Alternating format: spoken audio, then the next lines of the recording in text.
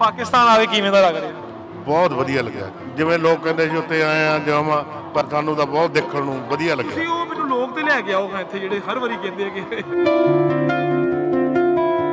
ਅਸੀਂ ਤਾਂ ਪਹਿਲੀ ਵਾਰ ਆਏ ਆ ਵੀ ਸਾਡੇ ਤਾਂ ਵੀਜ਼ਾ ਹੀ ਨਹੀਂ ਲੱਗਣ ਦਿੰਦਾ ਸੀ। ਸਾਡੇ ਤਾਂ ਦਿੱਲੀ ਬੰਗਲਾ ਸਾਹਿਬ ਵਾਲੇ ਨੇ ਲਵਾ ਕੇ ਦਿੱਤਾ, ਸਾਡੀ ਖੁਦ ਸ਼੍ਰੋਮਣੀ ਕਮੇਟੀ ਨੇ ਨਹੀਂ ਸਾਡਾ ਵੀਜ਼ਾ ਲੱਗਣ ਦਿੱਤਾ। ਅੱਛਾ। ਹਾਂ, ਉਹ ਤਾਂ ਆਪਦੇ ਆਏਂਗੇ ਬਸ ਵੀ ਸਾਰੇ ਮੁੜ ਜਾਣਗੇ। ਉਹਨਾਂ ਨੂੰ ਕਮਰੇ ਮਿਲਦੇ ਇੱਥੇ, ਜਿਹੜੇ ਦਿੱਲੀ ਵਾਲਿਆਂ ਨੇ ਵੀਜ਼ਾ ਲਵਾ ਕੇ ਦਿੱਤਾ ਉਹਨਾਂ ਨੂੰ ਤਾਂ ਕਮਰੇ ਵੀ ਨਹੀਂ ਦਿੰਦੇ ਇਹ। ਅਸੀਂ ਫਿਰ ਉਹਨਾਂ ਲਈ ਹੱਥ ਚੁੱਕ ਕੇ ਦੁਆ ਕਰਦੇ ਆ ਕਿ ਉਹਨਾਂ ਨੂੰ ਕਦੀ ਤੱਤੀ ਚਾਹ ਨਾ ਲੱਭੇ। ਹਾਂਜੀ ਹਾਂ ਜੀ। ਤੁਸੀਂ ਕੀ ਸਮਝਦੇ ਹੋ ਕਿ ਕਿੱਧਰੋਂ ਮਸਲਾ ਕਿੱਧਰੋਂ ਹੈਗਾ, ਉਧਰੋਂ ਜਾਂ ਇੱਧਰੋਂ? ਇੱਧਰੋਂ ਵੀ ਉੱਧਰੋਂ ਵੀ, ਦੋਨਾਂ ਸਰਕਾਰਾਂ ਦਾ ਪੈਸੇ ਬਣਾਉਣ ਦਾ ਹੀ ਕੰਮ ਆ, ਮੈਨੂੰ ਤਾਂ ਲੱਗਦਾ ਜੀ। ਅੱਛਾ।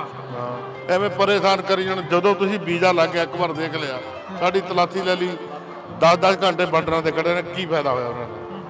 ਇਹ ਦੱਸੋ ਮੈਨੂੰ ਕਿ ਉਧਰਲੀ ਸਾਈਡ ਤੇ ਜਦੋਂ ਦਾ ਲਾਂਘਾ ਖੁੱਲਿਆ ਵਾ, ਪਾਕਿਸਤਾਨ ਦੇ ਬਾਰੇ 'ਚ ਲੋਕਾਂ ਦੇ ਕੀ ਵਿਚਾਰ ਹੋ ਗਏ ਨੇ? ਕਿਉਂਕਿ ਮੈਂ ਦੱਸਦਾ ਇੱਦਾਂ ਕਿ ਸਾਡਾ ਕੋਈ ਇਸ ਤਰ੍ਹਾਂ ਦਾ ਦੇਣ ਨਹੀਂ ਹੈਗਾ ਕਿ ਕੋਈ ਖਾਲਿਸਤਾਨ ਬਣੇ, ਜਾਂ ਅਸੀਂ ਨਹੀਂ ਚਾਹੁੰਦੇ ਕਿ ਇੰਡੀਆ 'ਚ ਫੁੱਟ ਪਵੇ, ਲੇਕਿਨ ਇੱਕ ਮੈਸੇਜ ਇੰਡੀਆ ਵੱਲੇ ਜਾਂਦਾ ਹੈਗਾ ਵਾ ਕਿ ਭਾਈ ਜਦੋਂ ਦਾ ਲਾਂਘਾ ਖੋਲਿਆ ਨਾ ਇਹਨਾਂ ਨੇ, ਤੇ ਉਹ ਖਾਲਿਸਤਾਨ ਦੀ ਤਹਿਰੀਕ ਹੋਰ ਚੁੱਕੀ ਗਈ ਹੈ ਕਿ ਪਾਕਿਸਤਾਨ ਸਪੋਰਟ ਕਰ ਰਿਹਾ। ਸਭ ਝੂਠੀਆਂ ਗੱਲਾਂ ਕਰਦੇ ਆ ਜਿਹੜੇ ਇਹ ਪੋਲੀਟੀਸ਼ੀਅਨ ਆ ਨਾ। ਜਿੰਨਾ ਚਿਰ ਗੁਰਦੁਆਰੇ 'ਚ ਪੋਲੀਟੀਸ਼ੀਅਨ ਨਹੀਂ ਕਰਦੇ ਉਹਨਾਂ ਚਿਰ ਇਹਨਾਂ ਖਾਣ ਨਹੀਂ ਬਣੇਗਾ। ਆਪਣੀ ਲੜਾਈ ਦਾ ਕੋਈ ਨਹੀਂ, ਖਾਲੀ ਇਹਦਾ ਇਹਨਾਂ ਨੇ ਪੋਲੀਟੀਸ਼ੀਅਨ ਦੀ ਐਵੇਂ ਉਹ ਜੀ ਉਹ ਜੇ ਉਹ ਮੂਹਰੇ ਹੈਗਾ ਤਾਂ ਜੀ ਇਹ ਅੱਤਵਾਦ ਰਹੇਗਾ। ਅੱਤਵਾਦ ਵਾਲਾ ਤਾਂ ਕੋਈ ਮਾਹੌਲ ਹੀ ਨਹੀਂ ਹੈ। ਦੇਖੋ ਆਪਣੀ ਸਰਦਾਰ ਜੀ, ਆਪਣੀ ਪਹਿਲੀ ਮੁਲਾਕਾਤ ਹੋਈ ਹੈ ਅੱਜ। ਤੁਸੀਂ ਮੈਨੂੰ ਜਾਣਦੇ ਸੀ? ਨਹੀਂ। ਮੈਂ ਤੁਹਾਨੂੰ ਜਾਣਦਾ ਸੀ? ਨਹੀਂ। ਫਿਰ ਸਾਡੀ ਕਾਹਦੀ ਦੁਸ਼ਮਣੀ? ਦੁਸ਼ਮਣੀ ਹੈ ਹੀ ਨਹੀਂ। ਅਸੀਂ ਤਾਂ ਪਰਸੋਂ ਦੇ ਆਏ ਆ, ਕੱਲ ਸੱਤੇ ਸੌਦੇ ਗਏ ਸੀ। ਲੋਕਾਂ ਨੇ ਇੰਨਾ ਸਤਿਕਾਰ ਪਿਆਰ ਕਰਿਆ, ਬਹੁਤ ਜ਼ਿਆਦਾ।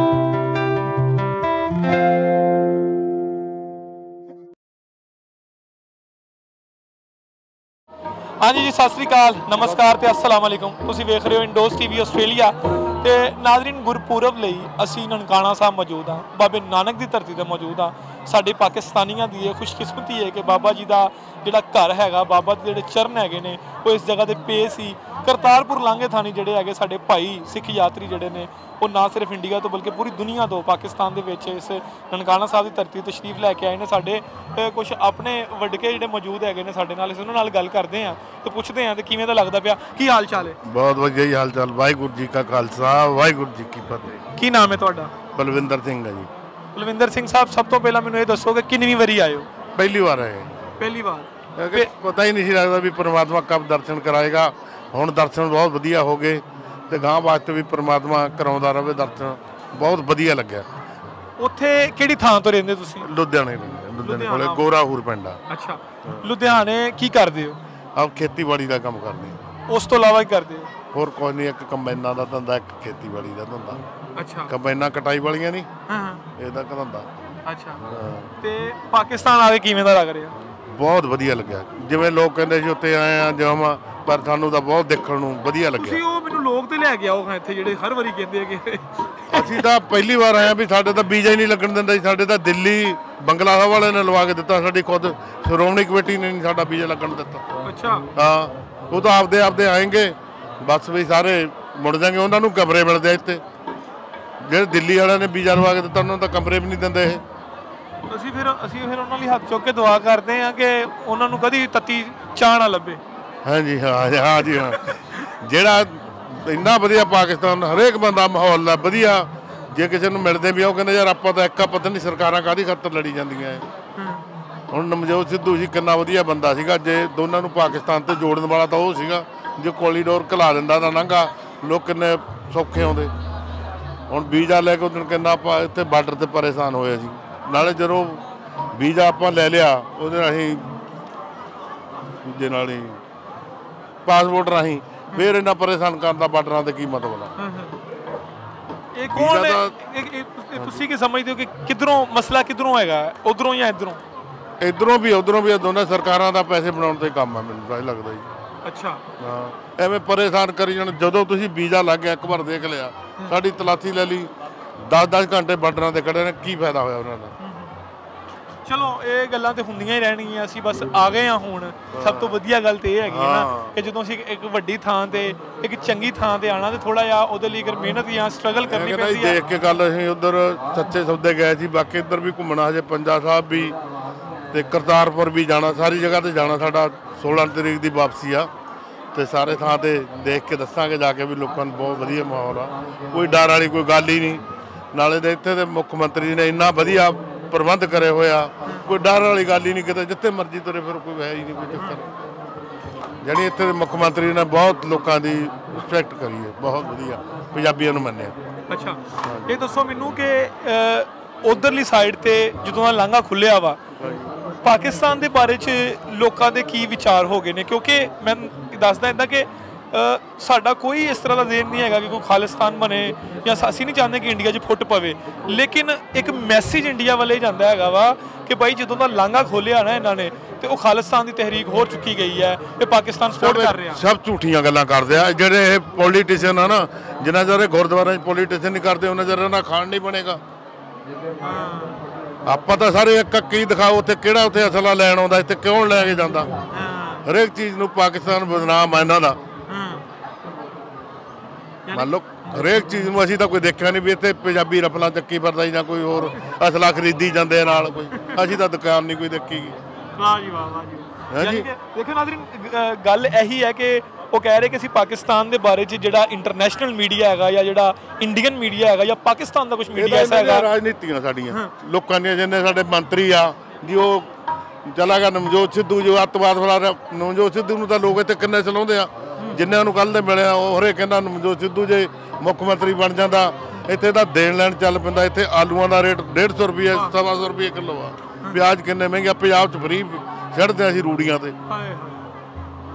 ਸਾਡੇ ਤੇ 500-600 ਨੂੰ ਪਹੁੰਚ ਗਿਆ ਸੀ ਪਿਆਜ਼। ਹਾਂ ਪਿਆਜ਼ ਤੁਹਾਡੇ 600 ਨੂੰ ਪਹੁੰਚ ਕੇ ਸਾਡੇ 50 ਰੁਪਏ ਕਿਲੋ ਲੋਕਾਂ ਨੇ ਵਿਕਿਆ ਕਿ 6 ਰੁਪਏ ਕਿਲੋ ਵਿਕੇ।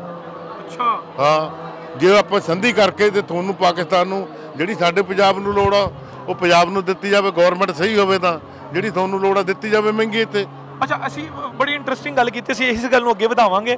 ਉਹ ਕਿ ਮੈਨੂੰ ਇਹ ਦੱਸੋ ਕਿ ਅਸੀਂ ਕੁਝ ਸ਼ੈਵਾਂ ਮੈਂ ਤੁਹਾਨੂੰ ਦੱਸਦਾ ਵਾਂ ਜਿਹੜੀਆਂ ਕਿ ਸਾਡੇ ਇੱਥੇ ਮਾੜਾ ਬੰਦਾ, ਗਰੀਬ ਬੰਦਾ ਡੇਲੀ ਇਸਤੇਮਾਲ ਕਰਦਾ, ਡੇਲੀ ਖਾਂਦਾ ਹੈਗਾ। ਮੈਂ ਤੁਹਾਨੂੰ ਉਹ ਸ਼ੈਵਾਂ ਦੇ ਨਾਮ ਲਵਾਂਗਾ, ਤੁਸੀਂ ਮੈਨੂੰ ਦੱਸਣਾ ਹੈਗਾ ਕਿ 1 ਕਿਲੋ ਸ਼ੈ ਜਿਹੜੀ ਆ 1 kg ਉਹ ਕਿੰਨੇ ਦੀ ਆ। ਉੱਥੇ ਘਿਓ ਕਿੰਨੇ ਰੁਪਏ ਕਿਲੋ? ਉੱਥੇ ਬਨਾਸਪਤੀ ਘਿਓ, ਬਨਾਸਪਤੀ ਘਿਓ ਜਿਹੜੇ ਤਾਂ ਆਪਣਾ ਦੇਸੀ ਘਿਓ ਆ ਇਹ ਤਾਂ 500 ਰੁਪਏ ਕਿਲੋ ਆ। ਨਾ ਕਰੋ, ਇੱਥੇ 2000 ਰੁਪਏ ਕਿਲੋ। ਇੱਥੇ 2000 ਰੁਪਏ ਕਿਲੋ।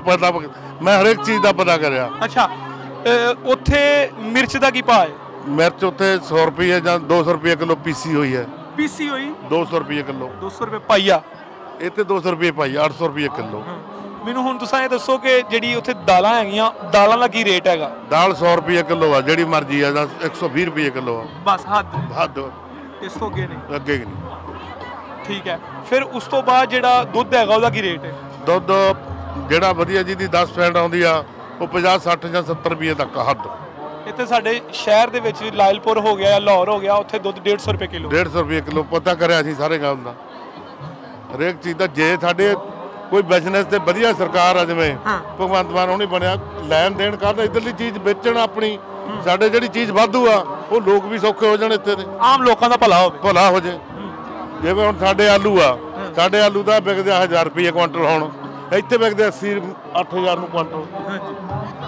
ਭਲਾ ਹੋਊਗਾ ਕਿ ਨਹੀਂ ਹੋਊਗਾ? ਸਾਡੀ ਸਰਕਾਰ ਜਿੰਨੇ ਮਰਜ਼ੀ ਪੈਸੇ ਫ੍ਰੀ ਕਮਾ ਕੇ ਲੋਕਾਂ ਦਾ ਭਲਾ ਕਰ ਸਕਦੀ ਆ। ਪਾਕਿਸਤਾਨ ਦਾ ਵੀ ਭਲਾ ਹੋ ਸਕਦਾ, ਸਾਡਾ ਵੀ ਭਲਾ ਹੋ ਸਕਦਾ ਜੇ ਅਸੀਂ ਨਿੱਜੀ ਗੱਲਾਂ ਲੈ ਕੇ ਚੱਲੀਏ। ਆਪਣੀ ਲੜਾਈ ਤਾਂ ਕੋਈ ਨਹੀਂ, ਖਾਲੀ ਇਹਦਾ ਇਹਨਾਂ ਦੀ ਪੋਲੀਟਿਕਸ ਦੀ ਐਵੇਂ ਉਹ ਜੀ ਉਹ ਜੇ ਉਹ ਮੂਹਰੇ ਹੈਗਾ ਤਾਂ ਜੀ ਇਹ ਅੱਤਵਾਦ ਰਹੇਗਾ।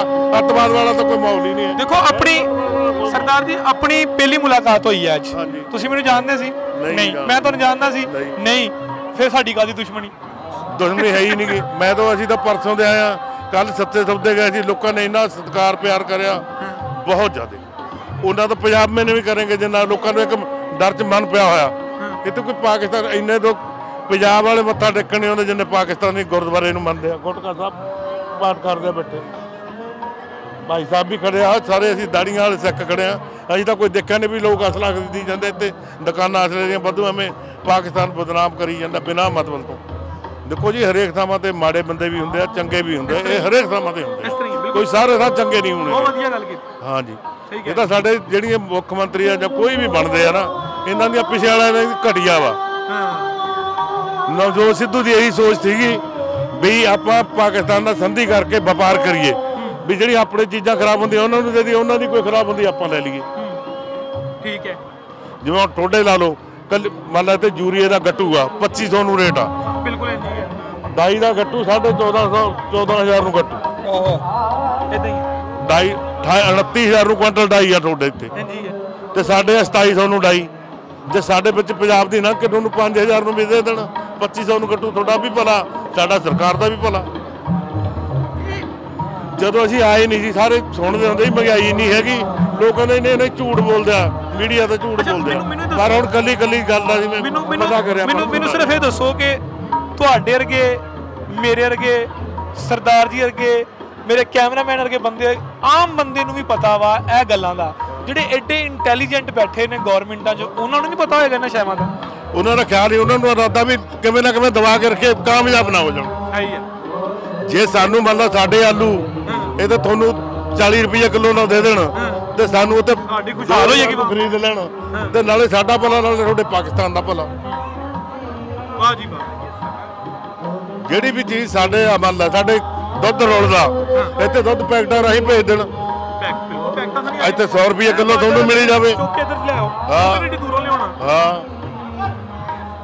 ਕੋਈ ਵੀ ਚੀਜ਼ਾਂ ਬਹੁਤ ਜਾਣੀ ਇੱਥੇ ਭਲਾ ਲੋਕਾਂ ਦਾ ਹੋ ਸਕਦਾ, ਸਾਡੀ ਸਰਕਾਰ ਦਾ ਵੀ ਭਲਾ ਹੋ ਸਕਦਾ ਜੇ ਅਸੀਂ ਸੰਧੀ ਕਰਕੇ। ਇਹਨਾਂ ਦੇ ਮੁੱਖ ਮੰਤਰੀ ਜਿਵੇਂ ਤੁਹਾਡਾ ਬਹੁਤ ਵਧੀਆ ਅੱਜ ਲੈਕਚਰ ਕਰਕੇ ਗਿਆ, ਬਾਕੀ ਸਰਦਾਰ ਜੀ ਉਹਨਾਂ ਨੂੰ ਪੁੱਛ ਲਓ ਇਹਨਾਂ ਦੇ ਬਾਰੇ। ਮੈਨੂੰ ਤਾਂ ਜਾਣੀ ਬਹੁਤ ਵਧੀਆ ਲੱਗਾ ਵੀ ਵਪਾਰ ਕਰਨਾ ਚਾਹੀਦਾ ਸਾਂਝੇ ਤੌਰ 'ਤੇ।